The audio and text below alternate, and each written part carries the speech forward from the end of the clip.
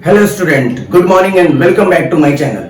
आज हम valuation of goodwill chapter के अंदर सिंपल एवरेज प्रॉफिट मेथड के अंदर, ध्यान से सुनिएगा, सिंपल एवरेज प्रॉफिट मेथड के अंदर वो सारे एडजस्टमेंट वाले पॉइंट्स देखने वाले हैं जिसके बगैर कभी भी एग्जाम में क्वेश्चन प्रिंट नहीं होता। अगर स्टैंडर्ड क्वेश्चन बना, अच्छा पेपर बना और सिंपल पेपर बना, फिर तो कोई बात ही नहीं, फिर सिंपल क्वेश्चन है, आप कर पाएंगे, कोई दिक्कत नहीं। बट मुझे नहीं लगता है कि सीबीएसई में कभी आज तक ऐसा हुआ हो तो बिल्कुल सिंपल क्वेश्चन दे दिए हो, एडजस्टमेंट दे दिए हो। कोविड में किया हो तो बात अलग है।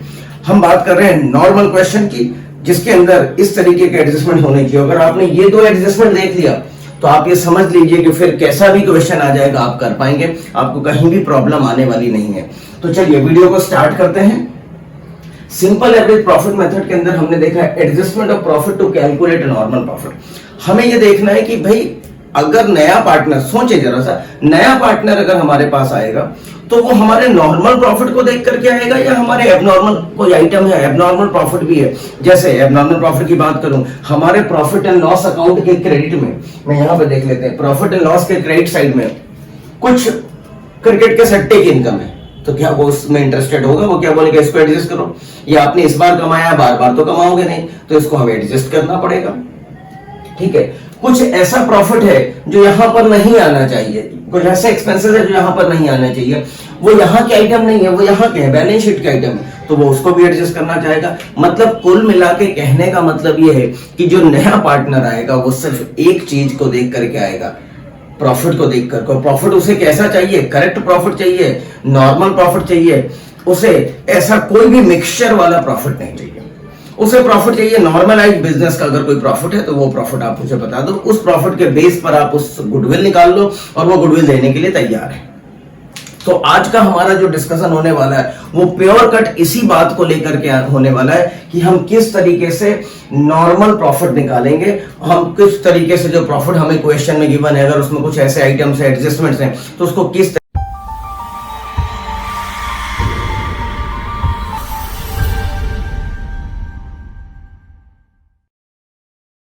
देखिए, हमने यहां पर दो बातें लिखी है। पहला तो हमने लिखा वैल्यूएशन ऑफ क्लोजिंग स्टॉक। अब वैल्यूएशन ऑफ क्लोजिंग स्टॉक क्या होता है आप सभी को मालूम है कि यहां पर सेल्स लिखते हैं ट्रेडिंग अकाउंट में, ध्यान से देखिएगा, यहां पर सेल्स लिखते हैं, यहां पर ओपनिंग स्टॉक लिखा जाता है, यहां पर नेट परचेजेज होता है और यहां पर टू डायरेक्ट एक्सपेंसेस होगा, और इसके बाद जो अमाउंट निकलता है उसे हम कहते हैं टू ग्रॉस प्रॉफिट। उसे क्या कहते हैं? Gross profit. ठीक है, और यहां पर हम लिखते हैं बाय क्लोजिंग स्टॉक। ये सभी को मालूम है। अब मुद्दा क्या आता है कि अगर आपने स्टॉक का वैल्यूएशन, ध्यान से देखिएगा, अगर आपने इस क्लोजिंग स्टॉक का वैल्यूएशन आइदर आपने ज्यादा लिख दिया है या आपने कम लिख दिया है। अगर ओवर वैल्यूएशन किया है, ज्यादा लिख दिया मतलब ओवर वैल्यूएशन किया है, मैं यहां लिख देता हूं ओवर वैल्यूएशन। अगर आपने ओवर वैल्यूएशन किया है तब क्या ट्रीटमेंट होने वाला है, और आपने कम लिख दिया है, अंडर वैल्यूएशन किया है, तब क्या होने वाला है। जैसे लिखना चाहिए 20,000 रुपए और आपने लिख दिया 30,000। क्या लिखना चाहिए? एक्चुअल में अमाउंट होना चाहिए था 20,000, आपने गलती से कितना लिख दिया है? आपने गलती से लिख दिया है 30,000। तो 10,000 रुपीज से क्रेडिट साइड इंक्रीज हो गया, और 10,000 रुपीज से क्रेडिट साइड इंक्रीज होने की वजह से आपका जो ग्रॉस प्रॉफिट आ रहा है वो भी कितने से बढ़ जाएगा? 10,000 रुपए से बढ़ जाएगा। और जब ग्रॉस प्रॉफिट बढ़ जाता है तो ऑब्वियस सी बात है इसके नीचे प्रॉफिट एंड लॉस अकाउंट बना होगा और वो प्रॉफिट भी बढ़ गया होगा, बढ़ा हुआ प्रॉफिट है। तो हमें क्या करना पड़ेगा? ओवर वैल्यूएशन की वजह से, ध्यान से सुनिएगा, बहुत इंपॉर्टेंट बात है, कॉपी पेन लेके बैठे, मेरी रिक्वेस्ट है आप सभी से। जब ओवर वैल्यूएशन की वजह से 10,000 रुपए से प्रॉफिट हमारा बढ़ गया तो हमें प्रॉफिट को क्या करना पड़ेगा? एडजस्ट करना पड़ेगा, माइनस करना पड़ेगा। ठीक है, एक तो यहां तक कोई प्रॉब्लम नहीं आती स्टूडेंट को, यहां तक स्टूडेंट को बिल्कुल भी प्रॉब्लम नहीं, यहां तक तो वो कर लेता है, दिमाग लगा लेता है। लेकिन आप जरा सोचिए, अगर इस साल का क्लोजिंग स्टॉक बढ़ा हुआ है, 20 की जगह 30 लिख दिया, तो क्या ये नेक्स्ट ईयर के लिए, जैसे इसको मैं एक ईयर ले लेता हूं, 2022 ले लेता हूं, तो 22 का क्लोजिंग स्टॉक बढ़ा हुआ है, तो ये 23 के लिए, ध्यान से देखिएगा, 23 के ट्रेडिंग अकाउंट के लिए यही क्लोजिंग स्टॉक क्या ओपनिंग स्टॉक नहीं बन गया होगा? तो आप इस साल तो एडजस्ट कर रहे हो, अगले साल के प्रॉफिट को आपको क्या करना है? अगले साल के प्रॉफिट को आपने 30,000 रुपए लिख दिया होगा तो प्रॉफिट आपका कम आ गया होगा। अगले साल के प्रॉफिट को 2022 के प्रॉफिट का तो ट्रीटमेंट आपने दे दिया, 2023 का जो नेक्स्ट ईयर का प्रॉफिट है उस प्रॉफिट को आपको क्या करना पड़ेगा, 10,000 रुपए इंक्रीज करना पड़ेगा। यही सबसे ज्यादा इंपॉर्टेंट पॉइंट है जहां पर बच्चे गलती करते हैं। मैं यहाँ हाईलाइट कर रहा हूँ, हैशटैग लगा रहा हूँ। ये तो कर लेता है स्टूडेंट, बट यहां पर गलती हो जाती है उससे। तो आप यहां पे गलती नहीं करें, स्क्रीनशॉट लेना हो तो स्क्रीनशॉट ले लें, ठीक है। अब चलिए दूसरा केस देखते हैं कि अगर ये 20,000 रुपए लिखा है 30,000 रुपए और लिखना कितना था, आपने 30,000 रुपीज लिख दिया और जबकि इसको लिखना था 30,000 के अंडर वैल्यूशन किया है, जबकि लिखना कितना था 40,000 लिखना था। तो 10,000 रुपए आपने कम लिखा। 10,000 कम लिखने से जीपी आपका कम आया, ग्रॉस प्रॉफिट कम आने से नेट प्रॉफिट आपका कम आया। तो आपको 2022 के प्रॉफिट में क्या करना पड़ेगा, 10,000, इसका जस्ट अपोजिट आपको 10,000 क्या करना पड़ेगा, प्लस करना पड़ेगा। और सेम सिचुएशन होने वाली 2023 के अंदर, अगर आपका क्लोजिंग स्टॉक कम है तो यही क्लोजिंग स्टॉक नेक्स्ट ईयर के लिए ओपनिंग स्टॉक बन गया होगा। मतलब ओपनिंग स्टॉक, ध्यान से समझिएगा, क्लोजिंग स्टॉक ये 40,000 रुपए लिखना था, आपने 30 लिखा। कम लिखने से आपका प्रॉफिट बढ़ा हुआ है, ध्यान से समझिएगा, आपका प्रॉफिट बढ़ा हुआ है। तो आपको क्या करना पड़ेगा, नेक्स्ट ईयर के प्रॉफिट को आपको 10,000 रुपीज से कम करना पड़ेगा।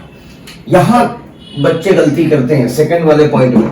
यहां तक तो वो इंटरप्रेट कर लेते हैं, सोच लेते हैं, दिमाग भी लगा लेते हैं, बट यहां पर वो भूल जाते हैं, स्किप हो जाता है उनसे कि यार ये नेक्स्ट ईयर के लिए ओपनिंग तो हो जाएगा ना, जो क्लोजिंग है नेक्स्ट ईयर के लिए ओपनिंग हो जाएगा, अकॉर्डिंगली आपको सोच करके उसका ट्रीटमेंट दे दीजिए, बात खत्म हो गई।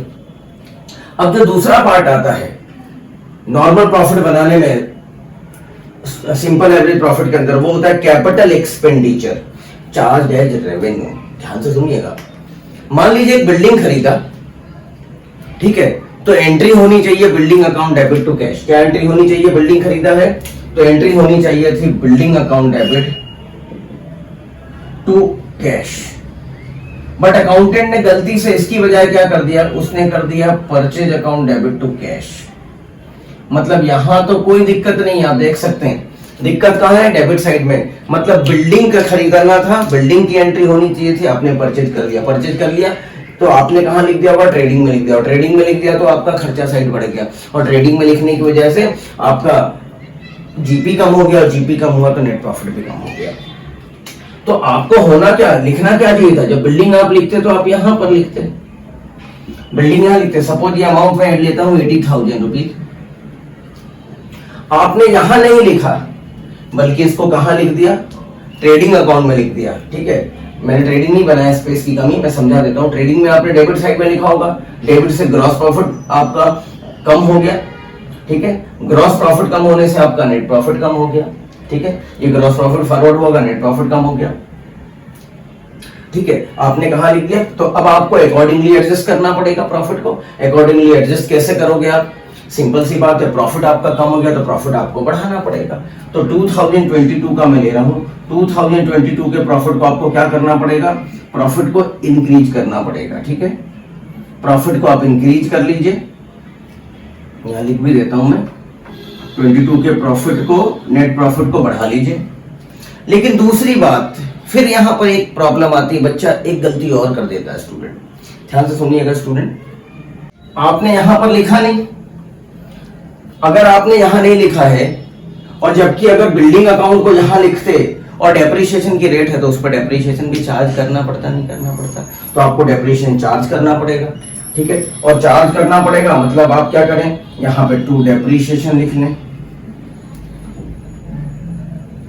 ठीक है। तो प्रॉफिट को आप बढ़ाएंगे 80,000 से और साइमल्टेनियसली आप प्रॉफिट को माइनस भी करेंगे 8,000 रुपीज से, क्योंकि जैसे ही आप यहां लिखेंगे अब उस पर डेप्रिसिएशन चार्ज होगा, तो प्रॉफिट को आपको डेप्रिसिएशन के अमाउंट से माइनस भी करना पड़ेगा, ठीक है। ये दो एडजस्टमेंट आपको देने पड़ते हैं, मतलब आपको डेप्रिसिएशन का भी ख्याल रखना पड़ेगा, ध्यान रखना पड़ेगा। इसके अलावा मान लीजिए कुछ दूसरी चीज हो गई कि आपने रेवेन्यू को कैपिटल बना दिया, आपने खरीदा क्या था, आपने बिल्डिंग की रिपेयरिंग कराई, और नॉर्मल रिपेयरिंग है, बिल्डिंग में छोटे मोटे टूट फूट होते रहते हैं, आपने रिपेयरिंग कराई, तो आपको चार्ज करना चाहिए रिपेयरिंग अकाउंट मतलब आपको प्रॉफिट एंड लॉस अकाउंट का डेबिट लिखना चाहिए, अकाउंटेंट ने आपने गलती से क्या कर दिया, बिल्डिंग अकाउंट बढ़ा दिया। ठीक है, तो रिपेयरिंग यहां लिखने की बजाय आपने यहां लिख दिया, तो इस पे डेप्रिसिएशन सिर्फ आपने चार्ज करा होगा, सिर्फ आपने इस पे 8,000 का डेप्रिसिएशन चार्ज कर दिया, जबकि यहां लिखते तो प्रॉफिट आपका कितने से कम हो जाता, प्रॉफिट आपका 80,000 रुपीज से कम हो जाता। तो जस्ट इसका अपोजिट कर दीजिए, प्रॉफिट आपको कम करना पड़ेगा, प्रॉफिट आपको क्या करना पड़ेगा, दूसरे वाले केस में नेट प्रॉफिट आपको कम करना पड़ेगा, और दूसरा डेप्रिसिएशन आपको, डेप्रिसिएशन का जो अमाउंट आपने चार्ज कर दिया होगा वो डेप्रिसिएशन के अमाउंट से आपको एड बैक करना पड़ेगा, 8,000 रुपए बढ़ाना पड़ेगा, क्योंकि अब डेप्रिसिएशन तो लगने वाला नहीं है, वो था तो रिपेयरिंग, आपने उसे क्या बना दिया, बिल्डिंग बना दिया। बस इतनी सी बात है। इस कॉन्सेप्ट के लिए रेक्टिफिकेशन ऑफ एरर आपको जो क्लास 11th में आपने पढ़ा, अगर वो आता है तो फिर कहीं कोई प्रॉब्लम नहीं है। ध्यान से सुनिएगा, क्लास 11th का रेक्टिफिकेशन ऑफ एरर चैप्टर अगर आपने अच्छे से पढ़ा है तो फिर यहाँ कोई प्रॉब्लम नहीं आने वाली है। आपको याद होगा क्लास 11th में रेक्टिफिकेशन एरर के अंदर हमने पढ़ा था, there are 4 types of errors, error of omission, error of commission, compensating error, ठीक है, एंड एरर ऑफ प्रिंसिपल। ठीक है, तो एरर ऑफ प्रिंसिपल है ये, अभी जो हमने एग्जांपल लिया एरर ऑफ प्रिंसिपल है कि आप रेवेन्यू के नेचर के एक्सपेंडिचर को कैपिटल नेचर का बना देते हो, या कैपिटल नेचर के एक्सपेंडिचर को रेवेन्यू नेचर का बना देते हो, तो अकॉर्डिंगली आपको उसका ट्रीटमेंट देना पड़ेगा। बस इतनी सी बात अगर आप ध्यान रखते हैं, 2 एडजस्टमेंट ध्यान रखते हैं, तो बिल्कुल भी आपको प्रॉब्लम नहीं आने वाली है और बड़ी आसानी से आप इसको कर पाएंगे। थोड़ी सी सोच आपको डेवलप करनी पड़ेगी, सोचना पड़ेगा, थोड़ा सा फ्लैशबैक में जाना पड़ेगा, और कोई दिक्कत नहीं। आज की वीडियो के लिए इतना ही। अगर आप मेरे चैनल पर नए हैं तो सब्सक्राइब करना ना भूलें, और अगर वीडियो आपको अच्छी लगती है तो लाइक शेयर करना ना भूलें। Thank you, thanks a lot for watching this video.